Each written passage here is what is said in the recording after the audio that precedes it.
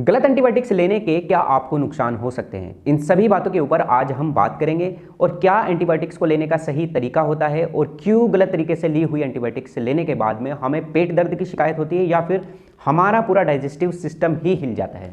So hello everyone, this is doctor Deepak Kumar. और अगर आप इस चैनल पर नए हैं तो इसको सब्सक्राइब कर लें, क्योंकि यहाँ छोटी छोटी बातों से जुड़े काफ़ी बड़े बड़े सवाल आपको देखने को मिलेंगे। सो मैं बात करूंगा आज एंटीबायोटिक्स के बारे में। एंटीबायोटिक्स का मतलब क्या है, इसको सबसे पहले समझ लेते हैं। इसका मतलब होता है जो आपके बैक्टीरिया के अगेंस्ट काम करे या फिर उनको खत्म करने का काम करे। बट दो चीज़ें यहाँ समझने की है कि हमारा पूरा शरीर दो तरह के बैक्टीरिया से मिलकर बना है, गुड बैक्टीरिया और बैड बैक्टीरिया। और ये जो बैक्टीरिया होते हैं ये भी दो तरह के हैं, ग्राम पॉजिटिव बैक्टीरिया और ग्राम नेगेटिव बैक्टीरिया। अब सबसे बड़ा क्वेश्चन ये है कि एंटीबायोटिक्स को कैसे पता चलता है कि हमें आपके शरीर के गुड बैक्टीरिया को खत्म करना है या फिर बैड बैक्टीरिया को।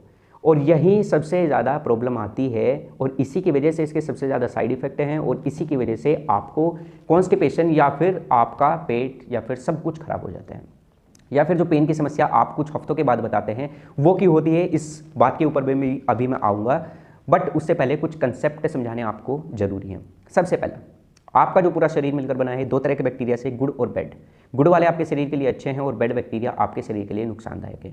और जब आप माने कि आपके शरीर में ग्राम पॉजिटिव बैक्टीरिया का एंटर हुआ जिसकी वजह से आपको कोई बीमारी हुई, तो अगर आप ग्राम पॉजिटिव बैक्टीरिया को खत्म करने वाली एंटीबायोटिक्स का इस्तेमाल नहीं करेंगे तो आपको साइड इफेक्ट देखने को मिलेंगे।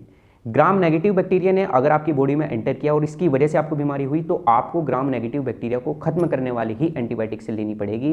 अदरवाइज अगर आप गलत एंटीबायोटिक्स चूज कर लेंगे तो उससे आपके शरीर में बैड बैक्टीरिया तो खत्म बिल्कुल नहीं होंगे, बट हाँ गुड बैक्टीरिया की ग्रोथ बिल्कुल खत्म हो जाएगी, जिसकी वजह से आपका पूरा गट्स, आपका डाइजेस्टिव सिस्टम पूरा हिल जाएगा, जिसकी वजह से आपको कॉन्स्टिपेशन या फिर दर्द की समस्या सबसे ज़्यादा बनेगी। और यही कारण होता है कि कुछ हफ्तों के बाद हम महसूस करते हैं कि हमारा पूरा सिस्टम खराब हो चुका है या हमारे पेट में एक पेन जैसा फील होता है।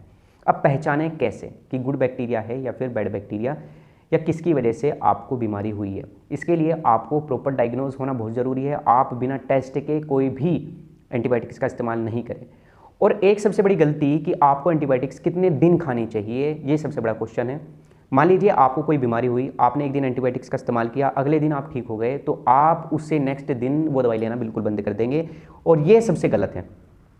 अगर आप ऐसा करेंगे तो वो बैक्टीरिया जड़ से बिल्कुल खत्म नहीं होते, हमारे शरीर में कहीं ना कहीं पड़े रहते हैं और अगर थोड़े भी बच जाएं तो वो फिर से रीग्रोथ होना शुरू हो जाती है और वो बीमारी फिर से 2 दिन के बाद आपको फील होना शुरू हो जाती है। सो इसके लिए आप कम से कम एंटीबायोटिक्स को 4 दिन लगातार खाएं। एक एक दिन करके अगर आप ऐसे खाएंगे तो उससे आपकी बॉडी में रेजिस्टेंस डेवलप होगा, जिसकी वजह से आगे इन फ्यूचर वो एंटीबायोटिक्स आपको सूट नहीं होगी या फिर उसके फायदे आपको नहीं होंगे। सो 4 दिन कम से कम इस एंटीबायोटिक्स को खाएं।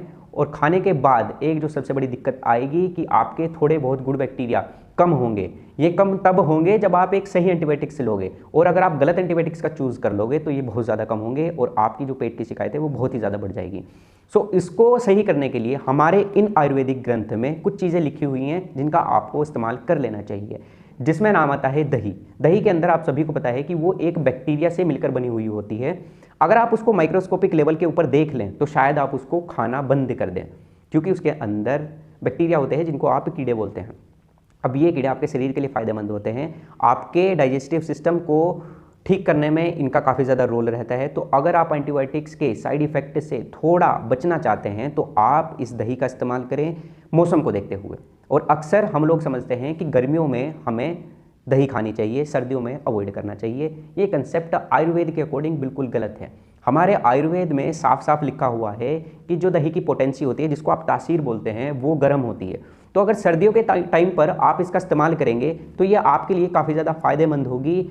इवन आप अगर गर्मियों में इसका इस्तेमाल करेंगे तो उससे आपको थोड़े बहुत नुकसान तो नहीं होंगे, बट उसके फ़ायदे भी आपको ज़्यादा नहीं मिलेंगे, क्योंकि आपको गर्मियों के टाइम पर गर्म ज़्यादा रहता है और आपका जो दही का पोटेंशियल होता है वो भी गर्म रहता है। दोनों चीज़ें जब कंबाइन हो जाती है तो कहीं ना कहीं आपको थोड़े बहुत कील मुहासे या फिर आपके शरीर में पित्त बढ़ सकता है, एसिडिटी बढ़ सकती है। अगर आप सर्दियों में इसका इस्तेमाल करेंगे तो काफ़ी ज़्यादा फायदेमंद है। आपके गुड बैक्टीरिया की ग्रोथ को बढ़ाने में दही का सबसे ज़्यादा रोल रहता है।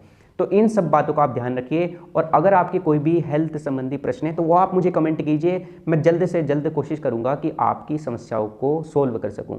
और अगर आप इस चैनल पर नए हैं तो इसको सब्सक्राइब कर लीजिए, क्योंकि इन्हीं छोटी छोटी मुद्दों के ऊपर हम बड़ी बड़ी चर्चाएं करेंगे, और आगे इन फ्यूचर आप मेरे से कनेक्ट रहें और हेल्थ संबंधी जितनी भी जानकारी है वो मैं आप लोगों तक पहुंचा